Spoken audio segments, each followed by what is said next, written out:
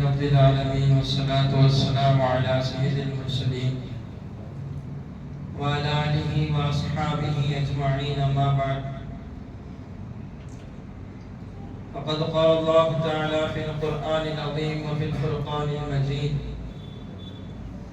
فأعوذ بالله من الشيطان الرجيم بسم الله الرحمن الرحيم وإذ قال لقمان لابنه وهو يعظه يا بني لا تشرك بالله إن الشرك لظلم عظيم صدق الله العلي العظيم.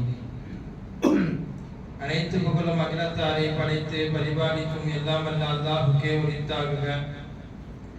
அவனுடைய சாந்தியும் சமாதானமும் அனல் பெருமானார் ஸல்லல்லாஹு அலைஹி வஸல்லம் அவர்களின் மீதும் அவர்களின் அடிச்சுவற்றை ஏறாது பின்பற்றி வந்த சத்திய சஹாபாக்கள், தாபீன்கள், முத்தகீன்கள், அவுலியாக்கள், நாதாக்கள், குறிப்பாக நம் அனைவர்களின் மீதும் என்றென்றும் நிரப்பமாக உண்டாகட்டுமாக. சங்கமிகு அல்லாஹ்வின் நல்லடியார்களே, இன்று பல சூறாக்கள் ஓதப்பட்டது. அந்த சூறாக்களின் மிக முக்கியமான ஒரு சூரா சூரத்துல் லுக்மான். ஏன் இது முக்கிய சூரா என்று சொன்னால், ஒவ்வொரு குடும்பஸ்தர்களுக்கும் குடும்ப தலைவர்களுக்கும் அறிய வேண்டிய ஒரு சூரா. பெரும்பாலும் குர்ஆனுக்குள் நாம் பாடம் படிக்க வேண்டும் என்றால் அதனுடைய தஃசீரை விளங்க வேண்டும். ஆனால் தஃசீரே இல்லாமல் மிக எளிமையாக புரியக்கூடிய ஒரு சூறாவாக அல்லாஹ் சூரத்துல் லுக்மானை ஆக்கியிருக்கிறார். இந்த சூறாவினுடைய மொத்தமாக என்ன சொல்லுவார்கள்? லுக்மான் அலைஹிஸ்ஸலாம் அவருடைய பிள்ளைக்கு செய்த உபதேசத்தை பற்றி ஒரு 8 உபதேசத்தை அல்லாஹ் சொல்வான். சொல்லப்போனால் உலகத்தில் யாரெல்லாம் தந்தையுடைய ஸ்தானத்தை தொட்டு விட்டார்களோ, தகப்பனாக ஆகிவிட்டார்களோ, அத்தனை பேரும் அறிய வேண்டிய சூரா, படிக்க வேண்டிய சூரா சூரத்துல் லுக்மான். ஏனென்றால் இந்த சூறாவில் தான் அல்லாஹ் குழந்தைகளை எப்படி வார்த்தெடுக்க வேண்டும், அதனுடைய அம்சங்களை குறித்தெல்லாம் லுக்மான் அலைஹிஸ்ஸலாம் தங்களுடைய மகனிடம் பேசியதை வட்டுரக்கமாக சொல்லி தருகிறார். லுக்மான், நம்மில் பலர்கள் சொல்லும் போதே லுக்மான் அலைஹிஸ்ஸலாம் என்று தான் சொல்வோம். அலைஹிஸ்ஸலாம் என்பதை வைத்துக் கொண்டு அவர் நபியா என்றால் அவர்கள் நபி கிடையாது. அல்லாஹ் 2 தேர்வுகளை அவர்களுக்கு கொடுத்தார். நீங்கள் நுபுவத்தை எடுக்கிறீர்களா, ஹிக்மத்தை எடுக்கிறீர்களா? நுபுவத் என்ற நபித்துவத்தை தவிர்த்து விட்டு ஹிக்மத்தை, ஞானத்தை லுக்மான் அலைஹிஸ்ஸலாம் எடுத்துக்கொண்டார்கள். ஏனென்றால் நுபுவத்தில் பலவிதமான கஷ்டங்களும் சிரமங்களும் ஏராளமாக எதிர்கொள்ள வேண்டியிருக்கும் என்பதனால் ஞானியாக ஆகி போகிறேன் என்று லுக்மான் அலைஹிஸ்ஸலாம் மிக பெரும் ஞானத்தை தங்களுக்குள் எடுத்துக்கொண்டார்கள். பொதுவாக எல்லாருடைய வாழ்க்கையிலிருந்தும் ஏராளமான விஷயங்களை நாம் படிக்கலாம்.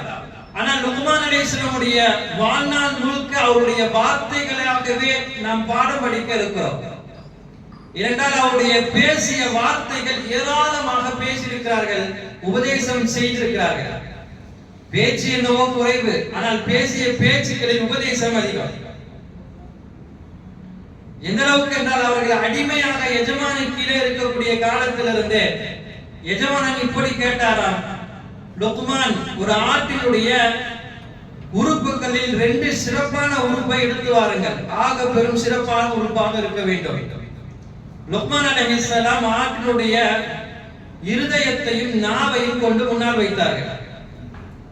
அடுத்து கொஞ்ச நாள் கழிந்தது. மறுபடியும் லுக்மான் அலைஹிஸ்ஸலாமிடம் மன்னர் கேட்கிறார், அரசர் கேட்கிறார், லுக்மான், இந்த தடவையும் ஆக பெரும் சிறந்த உறுப்பை ஒரு தடவை எடுத்து வந்தீர்கள், இப்ப மோசமான 2 உறுப்பை எடுத்து வாருங்கள்.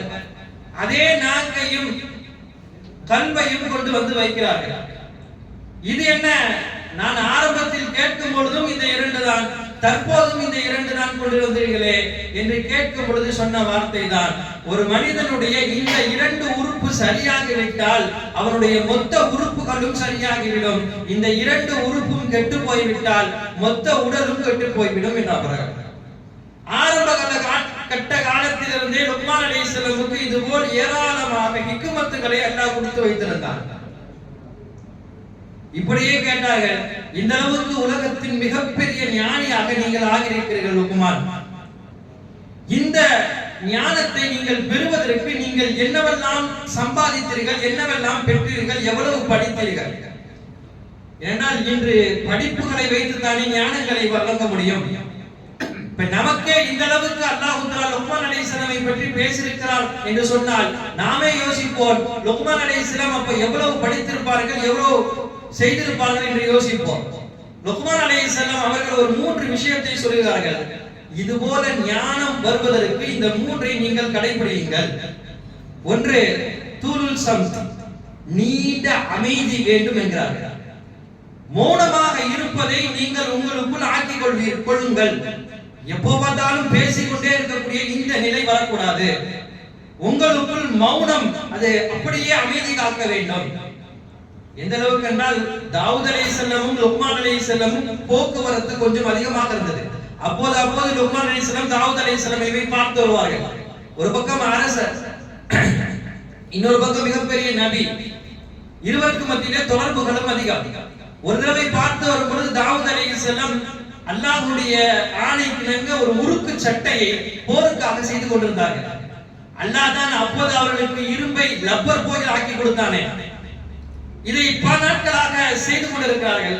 லுக்மான் அலைஹிஸ்ஸலாம் வந்து போகிறார்கள். ஒரு முறையும் கூட தாவூத் நீங்கள் என்ன செய்வீர்கள் என்று கேட்கவில்லை. இவர்களுக்கு ஆச்சரியம், என்னவெல்லாமோ வருகிறார், கொஞ்ச நேரம் உட்காருகிறார், சில முக்கிய விஷயங்களை பேசுகிறார், சென்று விடுகிறார். பொதுவாகவே தொடர்புகள் நமக்கு மத்தியில் அதிகமாகிவிட்டால், நம் ஏதாவது செய்து கொண்டிருந்தால் நமது நண்பர் வந்தால் என்ன செய்கிறீர்கள் என்று கேட்பது வழமைதானே. ஆனால் எதுவும் கேட்கவில்லை. ஒரு கட்டத்தில் எல்லா பணியும் முடித்து அந்த சட்டை ரெடி என்ற கட்டத்தில் வந்து அதை மாட்டிக்கொண்ட தாவூத் அலைஹிஸ்ஸலாம் அவர்களே பார்த்தவுடன் லுக்மான் அலைஹிஸ்ஸலாம் அவர்களே முன் வந்து இந்த வார்த்தை கேட்டார்கள். என்ன இது என்று சொல்லும் பொழுது தாவூத் அலைஹிஸ்ஸலாமே முன் வந்து சொன்ன வார்த்தை தான், இது அல்லாஹ் சொல்ல இரும்பு சட்டை, உருக்கு சட்டை நான் செய்திருக்கிறேன் லுக்மான் என்று சொல்லும்போது லுக்மான் அலைஹிஸ்ஸலாம், இதை கூட நீங்கள் ஒரு முறையாவது கேட்டிருக்கலாமே. இல்லை, ஞானிகள் அவ்வளவாக பேச மாட்டார்கள் என்று தன்னை அறியாமலே சொல்லியிருக்கிறார்கள். இது ஒன்று. இரண்டாவது, தான் ஞானி ஆகுவதற்கு அவர்கள் எடுத்த இரண்டாவது ஒரு விஷயத்தை இப்படி சொன்னார்கள், உங்களுடைய பார்வையை நீங்கள் தாழ்த்துவது அல்லாஹ்விடத்தில் உங்களை ஆக பெரும் ஞானியாக கொண்டு வந்து நிறுத்தும். பார்வையை தாழ்த்துவதை குறித்து லுக்மான் அலைஹிஸ்ஸலாம் பேசுகிறார்கள் என்பது மட்டுமல்ல, குர்ஆனிலும் அல்லாஹ் பல இடங்களில் பார்வையை தாழ்த்துவதை பற்றி பேசித் தருகிறார். இது வலிமாருடைய அடையாளம் என்று பேசுகிறார், இது நபிமாருடைய சிஃபத்துகள் என்று பேசுகிறார். ஏனென்றால் சில நேரங்களில் பார்வையை தாழ்த்தாத போது எத்தனையோ வலிமார்களை அல்லாஹ் தாழ்த்தி இருக்கிறார். பார்வையை கட்டுப்படுத்தாத போது எத்தனையோ வலிமாருடைய வாழ்க்கையை அல்லாஹ் மாற்றி இருக்கிறார். அதெல்லாம் நீண்ட வரலாறுகள் சொல்வதற்கு நேரம் கிடையாது. பெரும் பெரும் மனநங்களை தனக்குள் வைத்திருந்த பெரும் பெரும் இறைநேசர்கள் எல்லாம் இந்த பார்வையை தாழ்த்தாத போது அல்லாஹ்வுடைய பார்வையில் அவருடைய உள்ளத்திலிருந்து அத்தனையும் அளிக்கப்பட்டது. ஒன்றுமில்லாமல் போய்விட்டார்கள். இதற்கு பின்னணியாக அவர்கள் ஏதாவது பெரும்பாவம் செய்தார்களா? ஒரு பெரும்பாவம் செய்யவில்லை. ஒரே ஒரு முறை பார்த்ததனுடைய விளைவு இந்த அளவுக்கு ஆகிவிட்டார்கள். பொதுவாகவே நாம் நடக்கும் பொழுது இப்படியே நேராக பார்த்து நடக்கக்கூடிய ஒரு பழக்கத்தில் இருப்போம். அதை தான் மாற்ற சொல்கிறார்கள். நேராக பார்ப்பதன் மூலமாக பல நேரங்களில் பார்வைகள் அலைமோதும் போது தவறான ஒரு பார்வைக்குள் நமக்கு நாமே விழ வேண்டிய ஒரு சூழ்நிலை உள்ளாக்கப்படுவோம். எனவே அந்த பார்வையிலிருந்து நாம் பாதுகாக்க வேண்டும் என்றால் ஆரம்ப கட்டமாகவே ஷரியத் தடை கொடுக்கிறது, பார்வையை கொஞ்சம் தாழ்த்துங்கள். தாழ்த்தி கொண்டு நீங்கள் நடந்தீர்கள் என்றால் கண்டிப்பாக இது போன்ற தவறுகள் நடப்பதற்கு வாய்ப்பு கிடையாது. எனவே முக்கிய கருத்தாக லுக்மான் அலைஹிஸ்ஸலாம் இரண்டாவதாக பார்வையை தாழ்த்துதலை சொல்கிறார்கள். மூன்றாவது, தேவையில்லாத விஷயத்தை பேசாமல் இருத்தல். இதுவும் இன்னைக்கு நம்ம இடத்துல அதிகமாக இருக்கிறது. எங்க உட்கார்ந்தாலும் ஏதாவது ஒன்று பேசிக்கொண்டே இருப்போமே. இப்ப ஞானிகளுடைய தன்மைகளில் அது கிடையாது. எங்க எது தேவையோ அந்த தேவைக்கு ஏற்ப, அந்த அளவுகளுக்கு ஏற்ப பேசிவிட்டு போய்விடுவார்கள். ஆனால் பேச்சுக்கள் மிக குறைவாக இருக்கும், கருத்துக்கள் அதிகமாக இருக்கும். இதுதான் ஞானிகளுடைய வாழ்க்கை வரலாறு. இப்ப நீங்க ஏன் இந்த அளவுக்கு அல்லாஹ்விடத்திலே உயர்ந்தீர்கள் என்று சொல்வது கேட்டதற்கு லுக்மான் அலைஹிஸ்ஸலாம், நான் பெரிய மதரசால போய் ஓதுனேன், நான் அங்க போய் படிச்சேன், நான் இத்தனை வருஷம் கஷ்டப்பட்டேன், நான் இவ்வளவு பண்ணேன், நான் இவ்வளவு டிக்ஷனரியா படிச்சேன், எந்த வார்த்தையும் அல்ல. இந்த மூன்றை எனக்குள் கொண்டு வந்தேன், அல்லாஹ் ஹிக்மத்தை எனக்குள் கொடுத்தான். ஆக முக்கியமாக சொல்லக்கூடிய 3 விஷயம் லுக்மான் அலைஹிஸ்ஸலாம் இதை தான் எடுத்து வைக்கிறார்கள். இதனால் அல்லாஹ் கொடுத்த பரிசு என்ன? பொதுவாக குர்ஆனின் ஒரு வரியில் இடம் பிடிக்க வேண்டும் என்றாலே பலவிதமான முயற்சிக்கு பிறகு அல்லாஹ்வுடைய நாட்டத்திற்கு அப்புறம் தான் அல்லாஹ் குர்ஆனுக்குள் அவரை கொண்டு வருவார். இலகுவாக யாரை பற்றியும் குர்ஆனுக்குள் அல்லாஹ் பேச மாட்டார். அப்படி அல்லாஹ் பேசிய தனது மகனுக்கு செய்த ஒரு 8 வகையான உபதேசங்களை குர்ஆனுக்குள்ளே வந்து அல்லாஹ் பேசியிருக்கிறார் என்றால் அப்ப எந்த அளவுக்கு லுக்மான் அலைஹிஸ்ஸலாம் தங்கள் மகனுக்கு இந்த உபதேசங்களை எல்லாம் செய்திருப்பார்கள். எனவே அந்த விஷயத்தை நாமும் நமது பிள்ளைகளுக்கு செய்ய வேண்டும். இந்த 8 வகையான உபதேசங்கள் நமது பிள்ளைகளுடைய வாழ்க்கையில் வந்துவிட்டால் கண்டிப்பாக அந்த பிள்ளைகள் லுக்மான் அலைஹிஸ்ஸலாமை போன்ற ஒரு ஞானிகளாக ஆகுவதற்கு ஏதுவாக இருக்கும். முதல் உபதேசமாக அல்லாஹ் குர்ஆனில் சொல்கிறான், وَإِذْ قَالَ لُقْمَانُ لِابْنِهِ وَهُوَ يَعِظُهُ يَا بُنَيَّ. எடுத்தவுடன் இதை தான் சொல்கிறான், லா துஷ்ரிக் பில்லாஹ், நீ அல்லாஹ்வுக்கு இணை வைக்காத, இன்ன ஷிர்க லதுல்முன் அதீம், ஷிர்க் என்பது ஆக பெரும் பாவமாக இருக்கிறது, அநியாயமாக இருக்கிறது. கூப்பிடும் போதே சொல்லக்கூடிய அந்த வார்த்தை பார்க்க வேண்டும். லுக்மான் அலைஹிஸ்ஸலாம் தனது மகனை யா புனை என்று கூப்பிடுகிறார்கள். அப்ப எடுத்த உடனேயே ஒரு பிள்ளைகளை எப்படி கூப்பிடுவது? லுக்மான் அலைஹிஸ்ஸலாம் சொல்கிறார்கள்.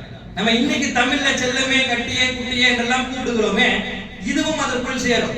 இப்ப அரபியினுடைய பாஷையிலே அது யா புனைய, என் அருமை மகனே என்று கூப்பிடுகிறார்கள். அப்ப நல்ல விதமாக அந்த பிள்ளைகளை கூப்பிடும் பொழுதுதான் அடுத்து நாம் பேசக்கூடிய விஷயத்தில் அவர் கவரப்படுவார். கூப்பிடும் போதே இங்க வாடா என்று சொன்னால் அடுத்து சொல்லக்கூடிய விஷயங்கள் எடுபடாது. நம்ம எவ்வளவு முக்கியமான விஷயம் சொன்னாலும் கூப்பிடுறது நல்லா இருந்தால்தான் அடுத்து அவர் செவி விடுவார். கூப்பிடுவதே சரியில்லை என்றால் கூப்பிட்டு விட்டால் ஏதாவது கேட்க வேண்டும், கேட்டு விட்டு போகலாம் என்ற நிலைக்கு பிள்ளைகள் வருவார்கள். அதனால்தான் லுக்மான் அலைஹிஸ்ஸலாம் அவருடைய வாழ்க்கையில் சொல்லும் பொழுதே என் அருமை மகனே என்று கூப்பிடுகிறார்கள். இதற்கு பில்லா முதல் வார்த்தை லா துஷ்ரிக் பில்லாஹ், அல்லாஹ்வுக்கு எதை கொண்டும் இணை வைக்காதீர். அல்லாஹ் எல்லா விஷயத்திலும் ஒரு கட்டத்தில் சமரசத்துக்கு வருவான். ஆனால் தனக்கு இணை வைப்பதை மட்டும் எந்த விஷயத்திலும் அல்லாஹ் சமரசம் செய்து கொள்ள மாட்டான். நமக்கு நன்றாக தெரியும், இதை பற்றி அதிகம் பேச தேவையில்லை. இப்ப இணை வைப்பு பொதுவாக உலக ரீதியாக தானே. நமக்கு ஒரே ஒரு முதலாளி இருந்தா அவரை மட்டும் முதலாளின்னு சொன்னா அவர் ஏற்றுக்கொள்வார். அவருக்கு முன்னால யாரோ ஒருவரை கூப்பிட்டு என் முதலாளி அப்படின்னு சொன்னா அவருக்கு பெரும் மனசங்கடம் அங்க ஏற்படும். மனசங்கடம் ஏற்படுத்த அளவுக்கு இந்த முதலாளி நமக்கு அவ்வளவு பெரிய வருமானத்தை கொடுத்து விட்டார்னா அதுவும் கிடையாது. அப்ப சின்ன ஒரு விஷயத்துக்கு இவ்வளவு நடக்கிறது என்றால் நமக்கு உலகத்தை கொடுத்து உலகத்தில் எல்லா விதமான தேவைகளையும் நிறைவேற்றி முழுக்க முழுக்க நம்மை அவன் எடுத்துக் கொள்கிறான் என்றால் அந்த அல்லாஹ்வை தவிர வேற யாராவது ஒருவனை இறைவன் என்று சொல்லும் பொழுது அல்லாஹ்வுக்கு எவ்வளவு உச்சகட்ட கோபம் வரும். எனவேதான் அல்லாஹ் சொன்னார், லா துஷ்ரிக் பில்லாஹ், என் மகனே அல்லாஹ்வுக்கு இணையாக எதையும் வைத்து விடாதே. அப்படி வைத்து விட்டால் அது பாவங்களிலே ஆக பெரும் பாவம். ஒன்று. இரண்டாவது உபதேசமாக செய்தார்கள், உனது தாய் உன்னை எவ்வளவு கஷ்டத்துடன் சிரமத்துடன் பெற்றெடுக்கிறார். எனவே அந்த தாய் தந்தைக்கு நீ என்ன செய்ய வேண்டும்? அனிஷ்குரு நீ வலிவானிதை, எனக்கு எப்படி நன்றி செலுத்துகிறாயோ அதுபோல் அடுத்த கரமாக தாய் தந்தைக்கும் நீ மரியாதை கொடுக்க வேண்டும், உபகாரம் செய்ய வேண்டும். இந்த இடத்தில் அல்லாஹ் பேசுவது என்னவென்றால், ஒரு தாய் எப்படி அந்த பிள்ளையை பெற்றெடுக்கிறார், அது எவ்வளவு பெரிய சுமை என்பதை அல்லாஹ் காட்டிட்டு கொடுக்கிறார். பொதுவாகவே இது பெற்றோர்கள் தந்தைக்கு நடக்காது. தந்தையிடம் இல்லாத ஒரு ஸ்பெஷலான விஷயம் தாயிடம் மட்டுமே இருக்கக்கூடிய விஷயம். ஹசன் பஸ்ரி ரஹ்மத்துல்லாஹ் ஒரு தடவை காபத்துல்லாஹ்வில் வலம் வந்து கொண்டிருக்கிறார்கள். அப்போது ஒருவரை பார்க்கிறார்கள். தன் வயோதிகமான தாயை தன் தனைக்கு மேலேயோ உப்பு மூட்டையாகவோ தூக்கி கொண்டு அவர் சுற்றி கொண்டிருக்கிறார். ஹசன் பஸ்ரி ரஹ்மத்துல்லாஹ் ஆக பெரும் மார்க்க அறிஞர், எல்லாராலையும் கவரப்பட்டவர், தெரிந்தவர். ஹசன் பஸ்ரி ரஹ்மத்துல்லாஹ் பார்த்தவுடன் இவரே வந்து கேட்டார், எனக்கு ஒரே ஒரு சந்தேகம், இந்த இடத்திலும் சந்தேகமா என்று நீங்கள் நினைக்க வேண்டாம். நான் இந்த மாதிரி ஒரு எனது தாயை கண்ணியப்படுத்தக்கூடிய நிலையிலே எனக்கு ஒரு சந்தேகம் இடப்படுகிறது என்று சொல்லும் பொழுது ஹசன் பஸ்ரி ரஹ்மத்துல்லாஹ் என்னவென்று கேட்கிறார்கள். அப்ப அவர் சொன்னார், தாயை தனது தலைமையில் வைத்து சுற்றி திருக்கிறாரே, அவர் சொன்னார், எனது தாய் எனது வாழ்நாட்டில் எவ்வளவோ எனக்காக செய்திருக்கிறார்கள். அவர்கள் செய்ததுக்கெல்லாம் என்னால் ஈடு கொடுக்க முடியாது. ஆனால் ஏதாவது ஒன்று அவர்களுக்காக நான் சமரசமாக அவருடைய சமநிலையாக நாம் செய்ய வேண்டும் என்றால் இவ்வளவு காலகட்டம் இல்லாத இந்த நிலையில் இவ்வளவு தூரம் ஹஜ்ஜினுடைய முழு பொறுப்பையும் நான் எடுத்துக்கொண்டு எனது தாயை தலைமையில் வைத்து எல்லா கிரியைகளையும் செய்து முடிக்கிறேன். இவ்வளவு நேரம் நான் செய்த இந்த ஆக பெரும் இபாதத் வாழ்நாட்களில் எனது தாய் எனக்காக செய்த அந்த உபகாரத்துக்கு சமமாகுமா என்று கேட்கிறார். உண்மையில் ஒரு பிள்ளையிடம் இருக்க வேண்டிய ஒரு ஆசை இதுதான். எந்த கட்டத்திலாவது எனது தாய்க்கு எனது தந்தைக்கு நான் ஒரு உபகாரம் செய்ய வேண்டும், அந்த உபகாரம் எனக்கு அவர்கள் செய்தது மாதிரி இருக்க வேண்டும் என்று ஒவ்வொரு பிள்ளைகளும் நினைக்க வேண்டும். அதைத்தான் அவரும் நினைக்கிறார், வரவேற்கத்தக்கது. ஆனால் இங்கு பதில் என்ன வருகிறது என்று பார்க்க வேண்டும். ஹசன் பஸ்ரி ரஹ்மத்துல்லாஹ் சொன்னார்களா, நீ கேட்ட கேள்வி அழகான கேள்வி, ஆனால் இந்த கேள்விக்குரிய பதில் என்ன தெரியுமா? நீ கேட்டாய் சமமாகுமா என்று கேட்டாய். சமமாகுவது என்பதை பற்றி நான் சொல்லவில்லை, ஒன்றை மட்டும் சொல்கிறேன். உனது தாயினுடைய கருவறைக்குள் நீ இருக்கும் பொழுது சில நேரங்களில் புரளுவாய், இங்கும் அங்கும் புரளுவாய். புரளும் போது உனது தாய்க்கு ஒரு விதமான வலி ஏற்படும். அதனால் அந்த தாய் ஒரு பெருமூச்சு விடுவாள். அந்த பெருமூச்சுக்கு கூட நீ செய்த இத்தனை கிரிகளும் ஈடாகாது என்றார்கள். மொத்தத்தையும் சொண்டு வந்து சுருக்கி விட்டார்கள். நாம் நினைக்கலாம் நமது கற்றோற்றுக்கு அவ்வளவு பெரிய ஹஜ்ஜாச்சு, அவ்வளவு பெரிய இபாதத்தாச்சு, இபாதத் என்னவோ அவ்வளவு பெரியதுதான். ஆனால் அந்த இபாதத்துக்களெல்லாம் தாண்டி தாய் தந்தை நமக்கு உலகத்தில் செய்தது என்பதை ஹசன் பஸ்ரி ரஹ்மத்துல்லாஹ் அங்கு புரிய வைக்கிறார்கள். உலகத்தில் அவர்களுக்கு ஈடு இணையாக நாம் எவ்வளவு கொடுத்து கொட்டினாலும் ஈடாகலாம். பெருமானார் ஸல்லல்லாஹு அலைஹி வஸல்லம் ஒரு மகன் வந்து சொன்னார், யா ரசூலுல்லாஹ், எனது தந்தை சில நேரங்களில் எனக்கு தெரியாமல் என் பாக்கெட்டில் இருந்து காசு எடுத்துறார், எனக்கு அது தெரியறது இல்ல. ரசூலுல்லாஹ் தந்தையை கூப்பிட்டு கேட்டார்கள், உண்மையா இந்த மாதிரி உங்களுடைய மகனுக்கே தெரியாமல் காசு எடுக்கிறீங்களா? ஆமா யா ரசூலுல்லாஹ், ஆனால் அவர் கொடுக்கக்கூடிய செலவினத்திற்கு எனக்கு கொடுக்கக்கூடிய தொகை என்பது எனக்கு பற்றாக்குறையாக இருக்கிறது. பற்றாக்குறையாக இருக்கக்கூடிய நிலையில் சில நேரங்களில் என்னால் கேட்க முடியவில்லை, அதனால் அவரை கேட்காமலே நான் எடுப்பது உண்மைதான். அப்ப என்ன மாதிரி இந்த மகனுடைய புகார் என்றால், எனக்கு கேட்காமல் எடுக்கிறார் என்றால் திருடுகிறார் என்பதை போல புகார் தெரிவிக்கிறார். பெருமானார் ஸல்லல்லாஹு அலைஹி வஸல்லம் ஒப்பும் கொண்டார். மகனே சொன்னார், வாருங்கள் நாயகமே, உங்களுக்கு முன்னாலேயே அவர் ஒப்புக்கொண்டார், என்னை கேட்காமலே அவர் எடுக்கக்கூடிய இந்த காசு அவருக்கு எப்படி என்று கேட்டார்கள். ஒரு நல்ல விதமான ஒரு கேள்வி. எவ்வளவோ கொடுக்கலாம் ஒரு மகனுக்கு, தந்தைக்கு மகன், ஆனா மகனுக்கே தெரியாம கைவிட்டு காசு எடுக்கக்கூடிய தந்தை என்றால் இந்த தந்தையுடைய விஷயத்தில் நாயகம் என்ன தீர்ப்பு செய்வார்கள்? கேட்டுப்பா, கேட்டு வாங்கிக்கோப்பா எவ்வளவு நாளும் அப்படின்னு ரசூலுல்லாஹ் சொல்லியிருந்தா நம்ம பார்வைக்கு நாயகம் ஸல்லல்லாஹு அலைஹி வஸல்லம் கேட்டு எவ்வளவு நாளும் வாங்க சொல்லியிருக்காங்க என்று நினைப்போம். நாயகம் அங்கெல்லாம் போல ஒரே ஒரு அறவரி வார்த்தை ரசூலுல்லாஹ் சொன்னார்கள், அந்த வமாதுகலி அபீக, நீ ஒன்று பேசாதே, உன் மொத்த காசுகளும் நீயும் சேர்த்து உனது தந்தைக்கு தான். ஒரு சில ரூபாய்கள் கிடையாது உனது தந்தைக்கு, காசு பணங்களால கிடையாது உன் தந்தைக்கு. நீ வாழ்க்கை முழுக்க சம்பாதித்து சேகரித்து வைத்தாலும் கூட அத்தனையும் உன் தந்தை எடுத்துக்கொண்டாலும் நீ வாய் பேசக்கூடாது என்கிறார்கள் ரசூலுல்லாஹி ஸல்லல்லாஹு அலைஹி வஸல்லம். உச்சகட்ட ரீதியிலே பெற்றோர்களை நாயகம் வைக்க சொல்கிறார்கள். நான் சொன்னேனே, எதற்கும் மார்க்கத்திலே இந்த ஷிர்க்குடைய விஷயத்தில் சமரசம் செய்யக்கூடாது என்றார்கள். அல்லாஹ் தஆலா தனது மகனுக்கு லுக்மான் அலைஹிஸ்ஸலாம் சொன்னார்கள் என்று சொன்னேன். அந்த ஷிர்க்குடைய விஷயமாக இருந்தாலும் கூட அதை தெரிந்து கொண்டே ஒரு தந்தை, எனக்கு இஸ்லாம் வேண்டாம், எனக்கு அல்லாஹ் வேண்டாம், எனக்கு ரசூல் வேண்டாம், எனக்கு இந்த மார்க்கம் இந்த மதம் தான் பிடித்துக் கொண்டிருக்கிறது என்று வேறு மதத்தில் இருந்தாலும் அவர்களை ஆதரிக்க வேண்டும் என்று சொல்கிறது இஸ்லாம். இந்த அளவுக்கு அல்லாஹ் தாய் தந்தைகளை பற்றி பேசுகிறார். மூன்றாவதாக சொல்லக்கூடிய வார்த்தை அல்லாஹ் தஆலா, எந்த ஒரு விஷயத்தையும் அல்லாஹ்வை விட்டு நீ மறைத்து விடாதே. ஏனென்றால் நீ மறைக்கக்கூடிய விஷயத்தை எந்த கட்டத்திலாவது அல்லாஹ் வெளிப்படுத்திடுவான். ஒரு விதை அளவுனாலும் நீ மறைத்து வைத்திருந்தால் ஒரு கட்டத்தில் அல்லாஹ் வெளிப்படுத்திடுவான். எனவே பாவங்கள் செய்யக்கூடிய விஷயத்திலாவது வேறு எந்த விஷயத்திலாவது இது என்ன அல்லாஹ்வுக்கு தெரிய போவதா என்ற நிலைக்கு நீ உள்ளாக்கப்பட வேண்டாம். கண்டிப்பாக அல்லாஹ் அனைத்தையும் வெளிப்படுத்தி விடுவான். நான்காவது சொன்னார்கள், யா புனை அகிமிஸ் ஸலா, தொழுகையுடைய விஷயத்தில் நீ மிக கவனமாக இருந்து கொள். பொதுவாக இது எல்லா நபிமார்களுக்கும் தங்களுடைய வாரிசுகளுக்கு சொன்ன விஷயம், எல்லா வலிமார்களும் தங்களுடைய பிள்ளைகளுக்கு சொன்ன விஷயம். தொழுகையை பற்றி உண்டான பேணுதலை யாரும் சொல்லாமல் கிடையாது. இன்றும் நமது பிள்ளைகளுக்கு நாமும் சொல்லிக் கொண்டுதான் இருக்கிறோம் உபதேசமாக.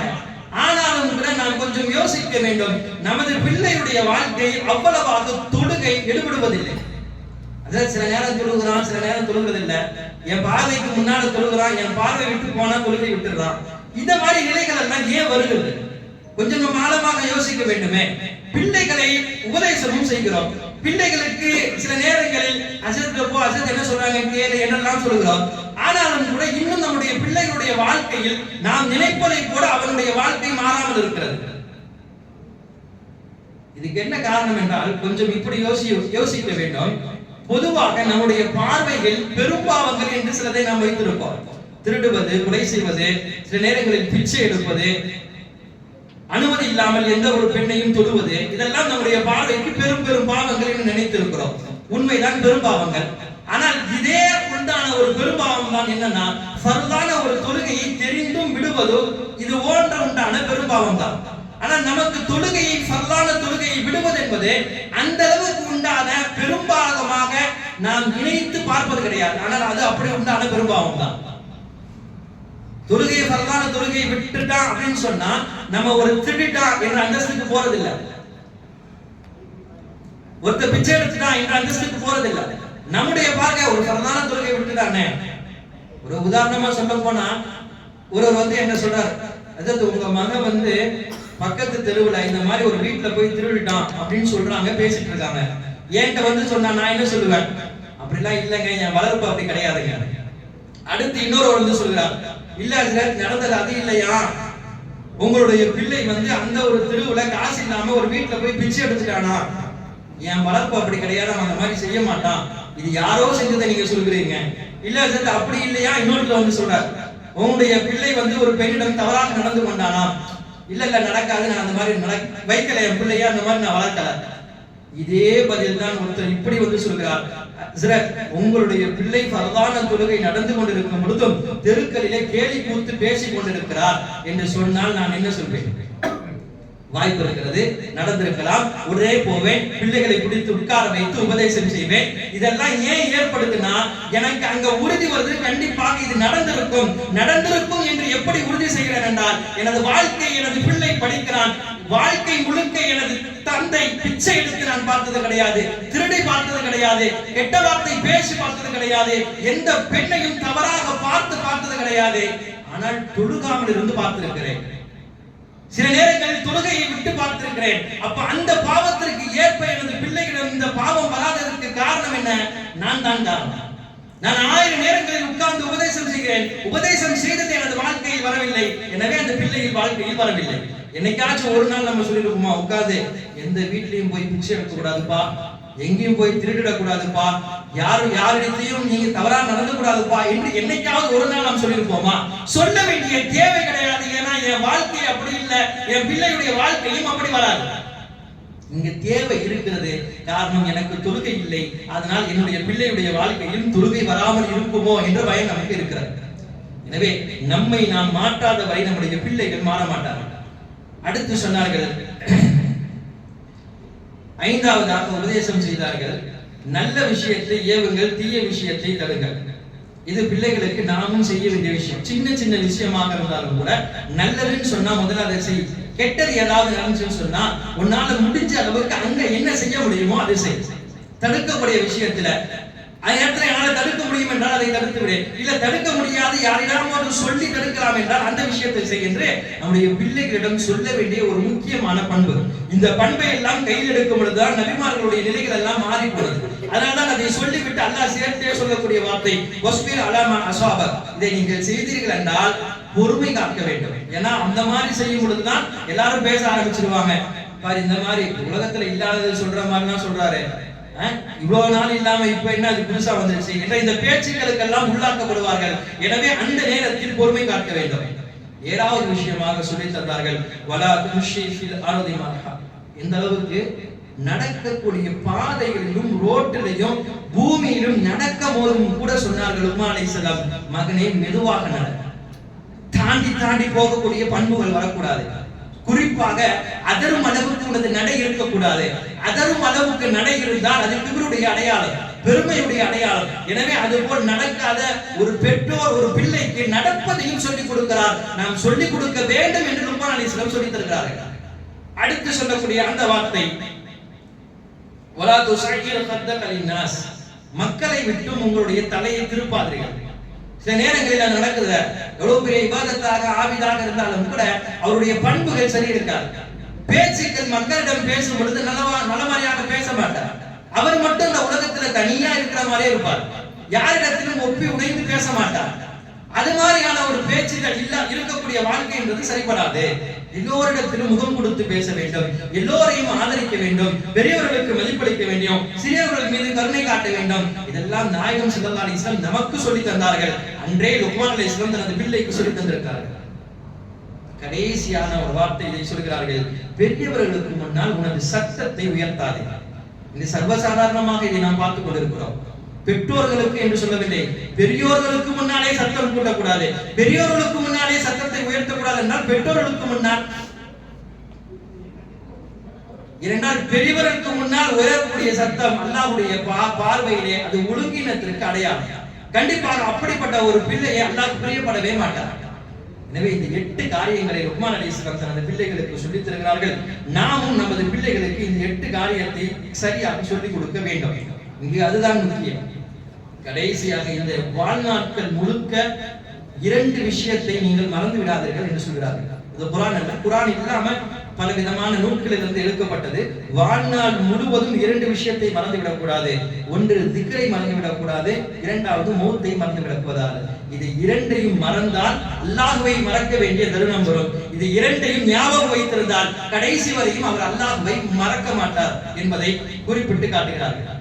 எனவே நமது பிள்ளைகளுடைய வாழ்க்கையை நாம் சரி செய்ய வேண்டும் என்றால் முதல் கட்டமாக இது போன்ற உபதேசங்களை எல்லாம் எனது பிள்ளையை உட்கார வைத்து நாம் செய்ய வேண்டும். இன்னைக்கு என் பிள்ளை செல்லு பார்க்கறான்றத இதை சொல்லி சொல்லியே வாழ்க்கை முடிகிறதே தவிர செல்லு பார்ப்பதற்குரிய பதிலாக நாம் என்ன செய்திருக்கிறோம்? திரும்ப திரும்ப இதையே சொல்லிக் கொண்டே இருக்கிறோமே தவிர இதற்கு ஏதாவது பதிலை யோசிச்சிருக்கிறோமா? செல்லு பார்க்காததற்கு ஒரே விஷயம் செய்ய வேண்டும் என்றா, ஒரு நாளைக்கு 10 நிமிடம் எனது பிள்ளைக்காக நாம் கொடுக்க வேண்டும். மொத்த வாழ்க்கையும் நம்ம நினைக்கிறோம் நம்ம பிள்ளைக்காண்டி கொடுக்கிறோம், அவ்வளவு வேலையில நம்ம பிஸியா இருக்கும்னு நினைக்கிறோம். கிடையாது. மொத்த வாழ்க்கையை நமது பிள்ளைகளுக்காக கொடுக்கல. நம்ம எப்ப கொடுக்கிறோம்னா 10 நிமிஷம் பிள்ளைகளை உட்கார்ந்து பேசினால்தான் நமது வாழ்க்கையை பிள்ளைக்கு கொடுக்கிறோம் என்பதற்கு அடையாளம். நம்ம உழைக்கிறோம் நினைத்து பிள்ளைகளை விட்டு தாண்டி கொண்டு போகிறோம், பிள்ளைகளை விட்டு தூரமாக்கி கொண்டே போகிறோம். எப்போது இந்த உழைப்பெல்லாம் ஆகிரத்தில் பயன்படும் என்றால் எனது பிள்ளைகளுடன் ஒவ்வொரு நாளும் நான் பேசும்பொழுதுதான் அது பயன்படும். அப்பதான் வரக்கூடிய இளைய சமுதாயம் என்பது தக்கவாரியாக நடைபெறும். ஒரு நாளைக்கு 10 நிமிஷம் நீங்க இன்னையிலிருந்து பேசி பாருங்களேன். ஒரு கட்டத்திற்கு பின்னால எதுவெல்லாம் சொல்லக்கூடாது என்று நினைக்கிறானோ அதுவெல்லாம் தந்தையிடம் சொல்வார். சில பிரச்சனைக்குள் மாட்டி போனால் வேற வழி இல்லை, இதெல்லாம் தான் சொன்ன வேலைக்காவது என்ற ரீதியில் அவர் ஆக்கப்படும் பொழுது அந்த 10 நிமிஷம் அவருக்காக நீங்கள் ஒதுக்குவதே என்ன பிரச்சனையாலும் பரவாயில்ல, என் அத்தா இருக்காங்க அதற்கு சரி செய்வாங்க வந்து நிற்பான். இல்லை என்றால் அவன் அதை எதிர்கொள்வதற்கு முன்பாண்டு போவான். அது மிகப்பெரிய தவறில் போய் ஆழ்த்திவிடும். பிள்ளைகளுடைய பாதுகாப்பு என்பது பெற்றோர்கள் மட்டும்தான். நாம் நேரம் கொடுத்தால் மட்டும்தான் பிள்ளைகளை பாதுகாக்க முடியும். இல்ல எனக்கு நிறைய பிஸியா இருக்கிறேன், நான் அப்படி இருக்கிறேன் இப்படி இருக்கிறேன்னா கண்டிப்பாக நம்முடைய பிள்ளைகளை பாதுகாக்க முடியாது. எனவே அல்லாஹ் தஆலா நம்மை இதை புரிந்து வாழக்கூடிய மக்களாக நம் அனைவரையும் ஆக்கிரத்தில் உருவானாக.